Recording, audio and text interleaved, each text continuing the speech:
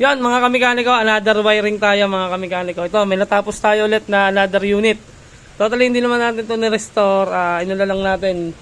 In-overhaul yung makina at maingay. Tapos yun, nag-rewiring tayo. Ito yung kanyang mga socket. Na medyo dumi na pero ito yung mga itsura ng socket niya.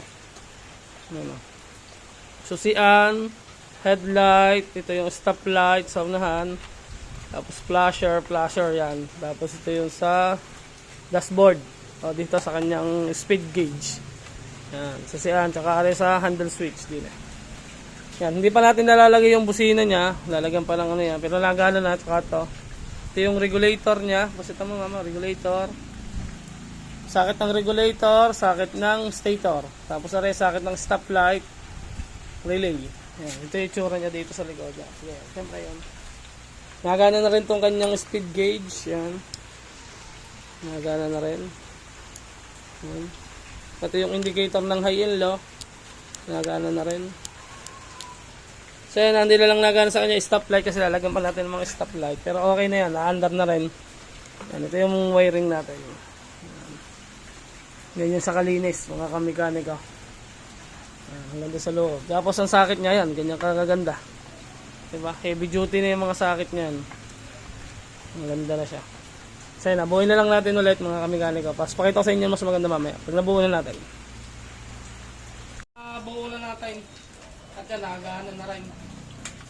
May ilaw na rin. Ilaw muna kasi buhay na. Ang ilaw. Tapos buhay natin, pakita ko sa inyo kasi naka full wave din to eh. Ganito katahimik kung mga ganun yun. Medyo tahimik na dyan, hindi na nakagayong dati talagang magkaingay. Tahimik na yan. At ang voltmeter, voltmeter natin. Tama, pakita mo sa kanila eh. Naka-full wave na nga rin pala to. Yan, 12.8. Pag hinigit, kita nyo?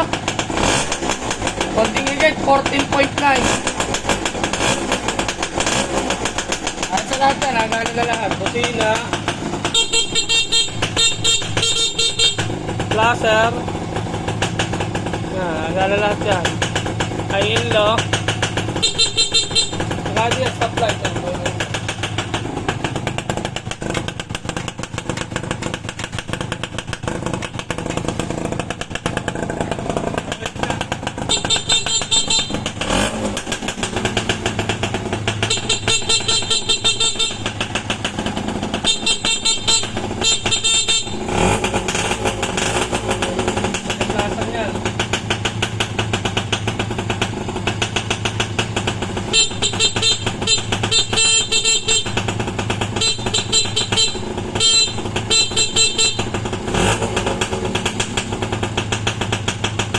Alright.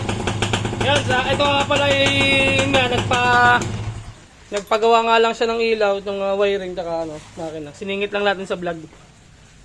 Yan sa mga gusto magpagawa, PM lang mga kamekaniko. Peace out.